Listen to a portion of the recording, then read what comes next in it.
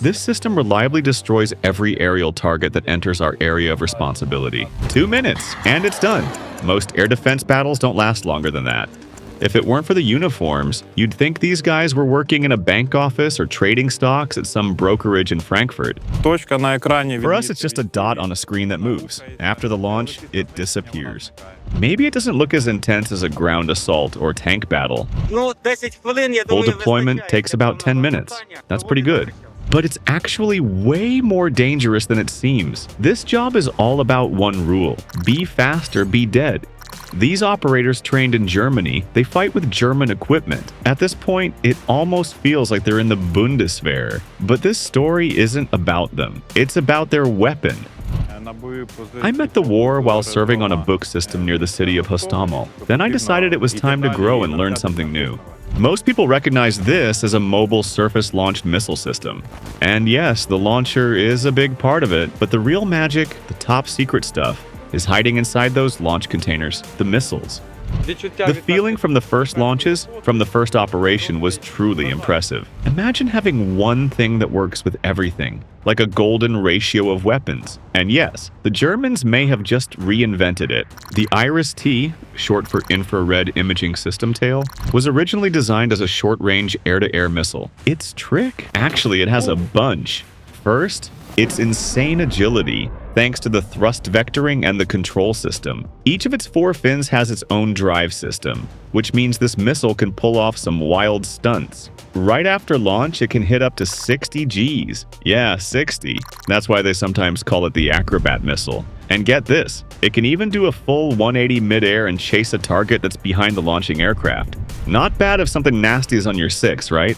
IRIS-T hits speeds of Mach 3, that's over 3,000 kilometers per hour. Good luck outrunning that. Your like tells YouTube the video is worth watching and helps us reach an even bigger audience. Aside from speed and agility, this missile is insanely accurate. To lock onto a target, IRIS-T uses a mix of guidance systems that complement each other: satellite navigation, a radio command link, an inertial system, and an infrared seeker with a synthetic sapphire lens. Here's another cool trick. As it approaches the target, the missile builds an image and compares it to reference targets stored in its memory. That lets IRIS-T aim for the most vulnerable parts of the target and, more importantly, ignore flares and other decoys. And here's the real kicker. IRIS-T can be launched from almost any modern fighter jet. It's standard on Eurofighter Typhoons and works with certain variants of the F-16, F/A-18 Hornet, the Gripen, even the old-school Tornado. No joke.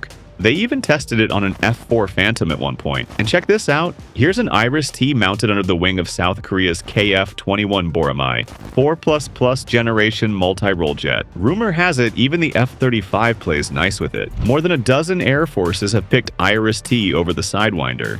That's because its diameter, length, weight, center of gravity, and launcher interface are all compatible. Basically, it fits anywhere a Sidewinder would, and hits harder. So yeah, the IRIS-T conquered the skies. But the Germans weren't done. They brought it down to earth, literally. And once again, they found that golden middle, a weapon that does everything. The IRIS-T SL surface launched. Program kicked off in 2007 with one idea in mind: launch an air-to-air missile from the ground. Technically challenging? Sure. Impossible? Not even close. Americans turned their AIM-7 Sparrow into the ship-launched RIM-7 Sea Sparrow. The French-Italian Aster system is based on the Mika air-to-air missile, and the American SlamRam ER uses AMRAAM airframes as its core. So, DL Defense took the same path and nailed it. In 2018, they showcased the IRIS-T SLS surface launch standard on a tracked BV-410 platform with an integrated Saab Giraffe 1X radar. The next year, Sweden demoed their own version on the Eldenhet 98 vehicle. And in 2022, we saw the IRIS-T SLS mounted on an armored Moag Eagle 6x6. We have 2 types of ground-based IRIS-T, the SLS and the SLM.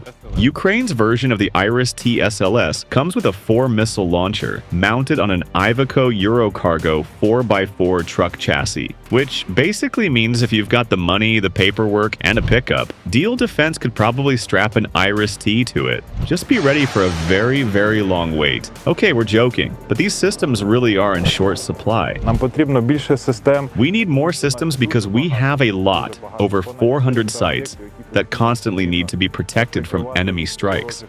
According to the German government, Ukraine has received 2 Iris-T SLS batteries so far, with 6 more on the way. Not bad, but not a lot, especially when you consider how many critical infrastructure sites need protection and the system's limited range. Unfortunately, speeding up production just isn't realistic right now. That's why Ukraine's short-range air defense is a patchwork of whatever can shoot straight, from M2 Brownings to the legendary Gepard. You can check out how they work in our earlier videos. Still, Iris-T remains one of the most effective weapons in the game. The first ground-based Iris-T systems arrived in Ukraine back in October 2022, and according to Deal Defense, by June 2024, they had taken down over 240 aerial targets with an almost perfect success rate. On the very first day on the job, all targets were shot down. It made a big impression. When it comes to my unit, our hit rate is 99%. Iris-T SLS uses the original air-to-air missile, but since it's being launched from the ground, its range drops from 20 to around 12 kilometers. Still, a ceiling of 8 kilometers is a solid number for taking out drones. And there's more. There's at least one confirmed case of the SLS taking out a Russian Kh-101 cruise missile. According to some reports, this is one of Putin's favorites. He even monitors the remaining stock himself. You're now watching the destruction of 2 Kh-101 cruise missiles. In total, 4 Kh-101s were taken down in that battle within just 30 seconds. The Kh-101 is air-launched and has a range of up to 5,500 kilometers when fired from a Tu-95 MS or a Tu-160 bomber. It's considered a tough target to intercept. One such missile struck Ukraine's largest children's hospital, Alkmaar. The wreckage found at the scene confirmed it. But Germany's not just sending short-range systems. They've also supplied Ukraine with Iris-T SLM, the medium-range version. And get this, Ukraine received them before the German army did. What we see on our radar, we can share that information with neighboring air defense systems. With longer range and better radar, the Iris-T SLM can track and eliminate targets from farther away. And honestly, this might be the most advanced air defense system of the entire war. It can take down strike drones, cruise missiles, helicopters, fighter jets. The radar station can spot targets up to 250 kilometers away. Each missile comes with a high explosive fragmentation warhead triggered by either a proximity radar fuse or a contact fuse. And that brings some serious perks. One time, a single missile took out 2 targets. Total fluke. 2 cruise missiles were flying side by side, one got hit, and the explosion took out the second one with shrapnel.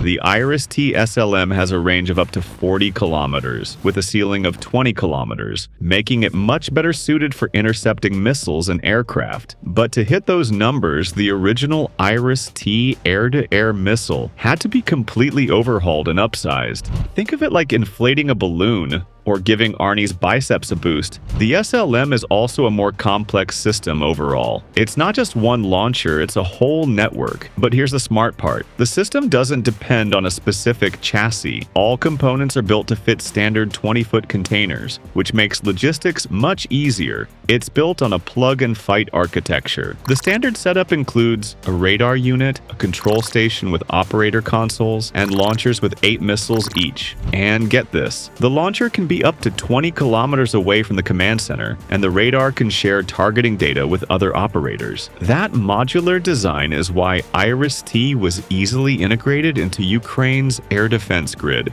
Iris-T performs excellently. Its effectiveness shows that not a single enemy aerial target reaches its destination. After seeing real combat use in Ukraine, the Iris-T SLM has become a bestseller, and its missile is now turning into the backbone of Europe's air defense. But Germany's Deal defense isn't stopping there. The upcoming Iris-T SLX, first revealed last year, is designed to reach 80 kilometers in range and hit targets at altitudes up to 30 kilometers. These specs are impressive, but that extra range will come from entirely new missiles, different from the ones used on the SLM. What kind of missiles are they? No official word yet, but we'll be watching closely because this channel is all about bringing you the latest in battlefield tech. So hit that subscribe button to stay in the loop. Also, Germany plans to integrate the Iris-T SLM into its F-125 class frigates. There's even a naval version of the Iris-T designed for submarines, known as IDAS for Type 209 and Type 212,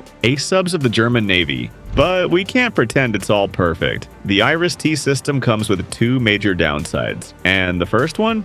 Price. Yeah, friend, this isn't exactly a budget buy. So one Iris-T missile in either the air-to-air or surface-launched standard version costs 900,000 euros. The surface-launched medium variant is even more expensive. During the war, Ukraine received 658 missiles. Imagine the total bill. Meanwhile, a Shahed kamikaze drone costs around 45,000 to 50,000 euros. But this isn't just about money. Russia launches dozens to hundreds of Shaheds every day. Shooting them down with Iris-Ts is like firing golden bullets at rats. You can guess who wins that game in the long run. The Germans understand this too. That's why the creators of Iris-T are now working on something new. A small anti-drone missile called Cicada, previously known as M-Missile. It looks like it's getting close to serial production. The Cicada carries 0.5 kilograms of explosives, enough to destroy recon or long-range Shahed-type drones. It's part of a bigger system called Sky Sphere, which was shown off at a defense expo in Nuremberg. But how fast Germany can get these into mass production? That's still a big question. The second big drawback of the Iris-T-based systems is that they can't shoot down ballistic missiles. Unlike the GEM-T or PAC-3 MSE missiles used in Patriot systems, which use a hit-to-kill principle with no warhead, the Iris-T uses a fragmentation warhead. It's just not designed to take out high-speed ballistic threats.